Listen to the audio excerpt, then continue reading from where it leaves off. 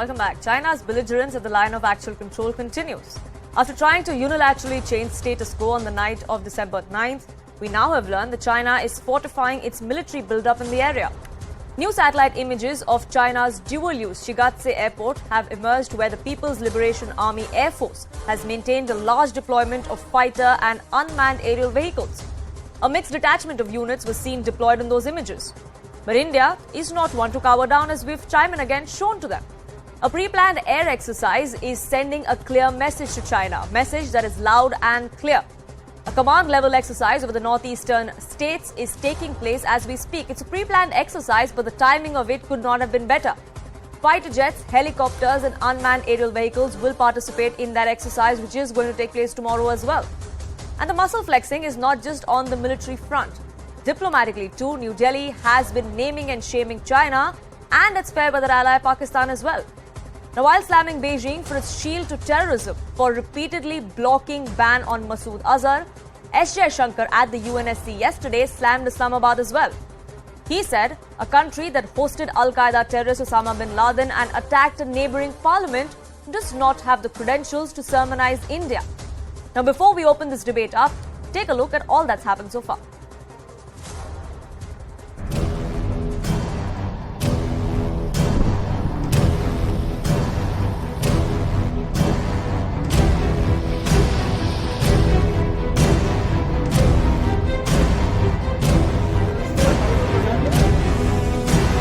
Comes to climate action and climate justice, the state of affairs is no better. Instead of addressing the relevant issues in the appropriate forum, we have seen attempts at distraction and diversion. On the challenge of terrorism, even as the world is coming together with a more collective response, multilateral platforms are being misused to justify and protect perpetrators. The question of justifying what the world regards as unacceptable should not even arise. That certainly applies to state sponsorship of cross-border terrorism. Nor can hosting Osama bin Laden and attacking a neighboring parliament serve as credentials to sermonize before this council.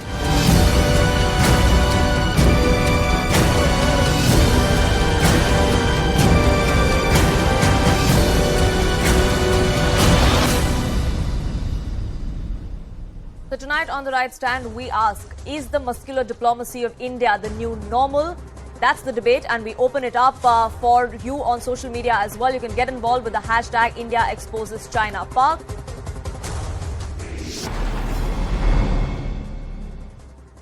And joining me on this broadcast is Professor Victor Gao, who is the chair professor at the Soochow University. He's a former Chinese diplomat as well.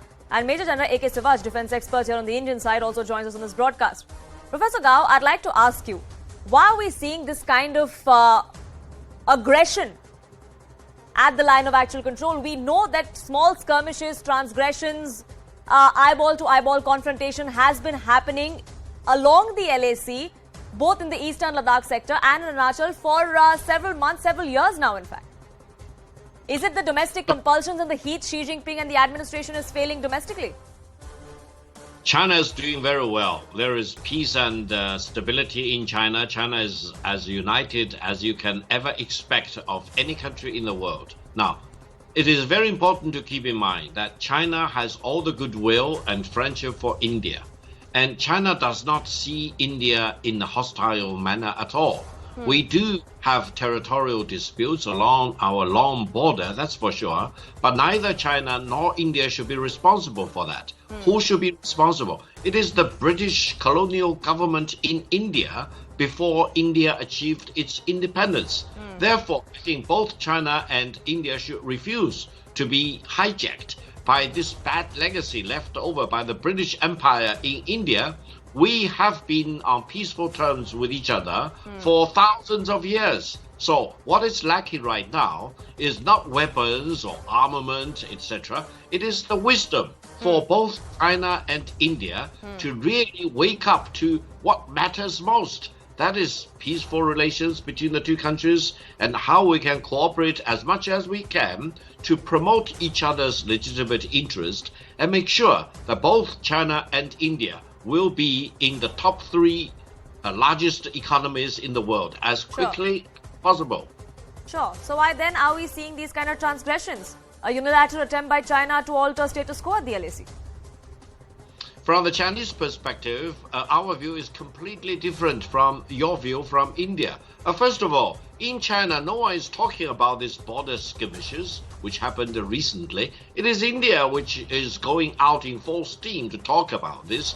In China, as far as I can see, only the spokesperson of the foreign ministry, in responding to some questions raised by foreign journalists, mentioned very barely about what happened. And overall, the tone was for peaceful relations between China and India. No one really cared about these border skirmishes. And to the extent possible, we want to see that both India and China are disengaged from the clashes, for example, and we have enough courage and wisdom to deal with each other's troops in a fair and a decent manner, rather than, for example, coming up in brawls against each other. Absolutely, that's exactly what we're trying to say. And you say no one is speaking about it in China and no one cares about it. Like you also said, Professor Gao, that everything is under control as far as China is concerned. But that's not the case, is it? Because we've seen the kind of protests that have erupted over the zero COVID policy in the recent past. Something that is unprecedented for a country like China. We've also seen where your economy is. Just yesterday we learned that your retail growth has also plunged. Yeah. Yeah. So then that's also something that Xi Jinping did not anticipate to happen, for protests to erupt like that in major cities. Allow me to mention a couple of things very quickly. I know there are other distinguished guests who want to make important remarks. Yes, First of all, go ahead. China's COVID policy has saved millions of Chinese people from dying from infections, and the overall infection rate for the Chinese people is the lowest among all the countries in the world. This is a pride. This is a reason for great pride for the Chinese nation. And I hope people in other countries will also understand that China right now is in a very important transition period from the dynamic zero COVID policy we practiced for 3 years to a new policy, which will allow greater normalization of day-to-day life as well as economic activities. No country in the world today is as united as China is. Now, China's economic growth rate for 2023 will be above 5.5%. This will be really one of the best economic growth rates for China, for the world. And for this year, 2022, for example, China's growth will not only be positive, but it will be around 4%. So if you compare China's growth rate with the United States, Japan, or any other European countries, you should feel very much encouraged rather than become very depressed with China's economic growth rate. Sure. So, Major Siva, China has nothing to worry about. This is not a diversionary tactic, and China is not even talking about it. It's only India that's talking about it. But can they actually deny the kind of statements that have come to the fore, the kind of propaganda that has come to the fore from state-run media there? Can they deny all of that? Can they also deny the fact that India has called them out on multiple occasions, including yesterday at the UNSC, for blocking a ban on global terrorists? Absolutely correct. Poonam, no doubt about it. See, China has got a land boundary with 14 countries. Out of that, they have resolved a boundary issue with 12 countries. They have not purposely resolved with India and Bhutan.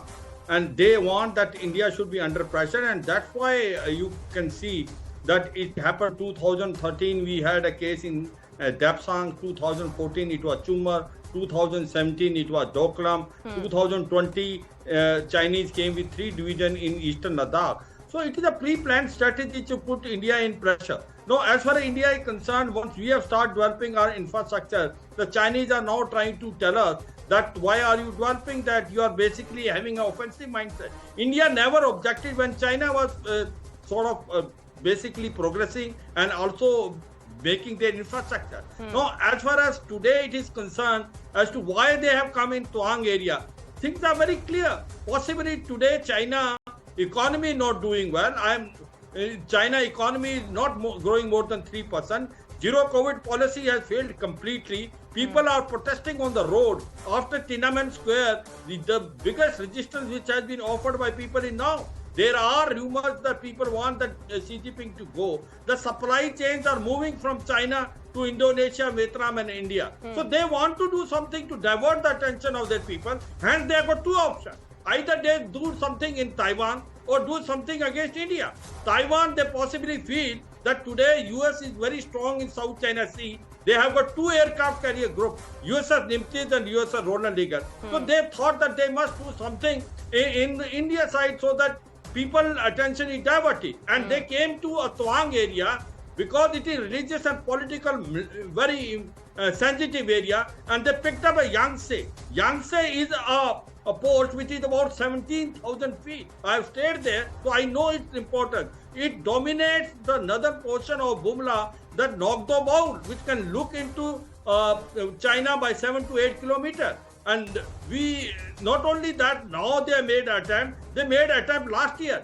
The video which you are showing, which is going viral, is of last year, and they have tried 8 times. It is different thing. The Indian soldiers are well prepared, and they have put them back.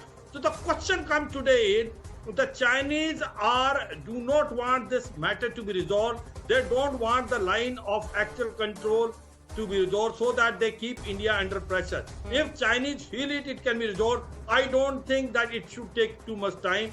It will be in the interest of both the countries if the line of actual control is resolved and the international boundary is drawn between India and China. Economically, it will help both these. But possibly China is not interested. The another issue, Poonam, is that why the Chinese have come this time. Not only they are diverting the attention, also they are very quite perturbed by the relationship which India is having with US, because the strategic partnership is growing, and they feel that the 4 basic agreements which we have signed with the US in terms of CASA, communication compatibility and agreement, the LOMIO exchange and BECA. So possibly that is also one of the reasons that G20 presidency has now come to us. We are doing domestically very well. Our economy is growing. We have got a stature as far as the world is concerned. Our growing relation with US, and are at the same time to divert their attention of their public because the COVID zero policy has complete failed. And the reason why zero COVID policy has failed is because they have not adopted a proper COVID policy. The Sinovac, which was manufactured within China, does not have efficiency more than 30%. And they did not take or import any vaccine from outside. So the mass immunity is not there. Country like India, which has a population almost equal to China, we have a mass immunity. We handle COVID very well. Absolutely, and those kind of questions are being raised not just globally but from within China as well. And Professor Gao, I'd like to come back to you as well. As far as we spoke about the military, but there's a diplomatic aspect to it as well. Yes, you say that we're not feeling the heat domestically. We have nothing to worry about. Nobody's talking about this. But China on multiple occasions have raised objections to the Quad, or to the Quad referring to the region as Indo-Pacific. So diplomatically too, are you saying you're not feeling the heat? That India is emerging as first among equals amid all of the emerging economies, a bridge between the emerging economies and the developed world? Allow me to mention several things very quickly. First of all, you know for sure, China has 14 land neighboring countries, and China signed the border treaties with 12 of these 14 neighboring countries. There are only 2 countries which have not signed the border treaty with China. One is India, and then it is Bhutan, which is under your control. Therefore, philosophically, China wants to sign the border treaty as quickly as possible with India and Bhutan, so that we will have peace throughout the longest borders in the world. Secondly, you talk about China. Philosophically speaking, China views India as one of the greatest countries in the world. We view India as an indispensable neighboring country, and one of the greatest assets of India is the fact that India is the leader of the non-aligned movement in the world. Therefore, don't abandon your greatest legacy if you want to enter into a military alliance with any other country, for example, the United States. You do not know how much value you are destroying for the independence of India. After all, India is not a banana republic. India is a country with great ancient civilization and great independence of mind. And therefore, if you really want to talk about, for example, U.S.-India strategic alliance, you may willingly or unwillingly fall into a trap laid down by the United States. Now, talking about Quad, what is Quad? Is Quad an economic framework or a defense framework or a mini NATO organization? Allow me to emphasize, if it is an economic framework, be my guest. China would be very happy to cooperate with Quad. If it is a defense framework, it will be doomed to failure. Why? How can you expect the great nation of India losing its independence of strategic mind and become hijacked onto a bandwagon of whichever country you are naming about? But why do you say we're falling into the trap of the United States or being hijacked? Why do you seem so perturbed about it? India can have its own allies outside of what China wants us to do, isn't it? Listen, I have greater confidence in the wisdom of the Indian nation than probably some of your commentators. I think India will remain an independent country with independence of mind and sticking to its own fundamental national interest. And the fundamental national interest of India is to have no hostilities against China. Sure. Why?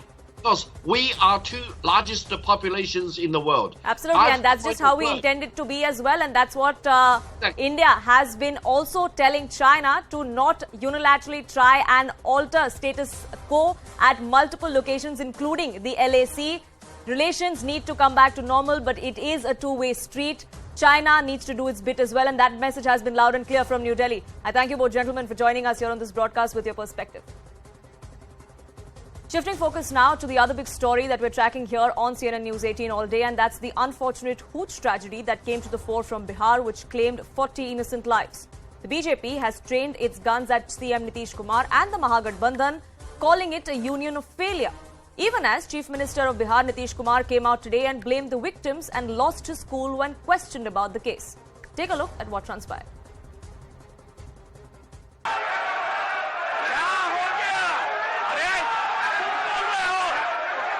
After facing a barrage of questions from an angry opposition over the latest Hooch tragedy in his state, Bihar Chief Minister Nitish Kumar lashed out.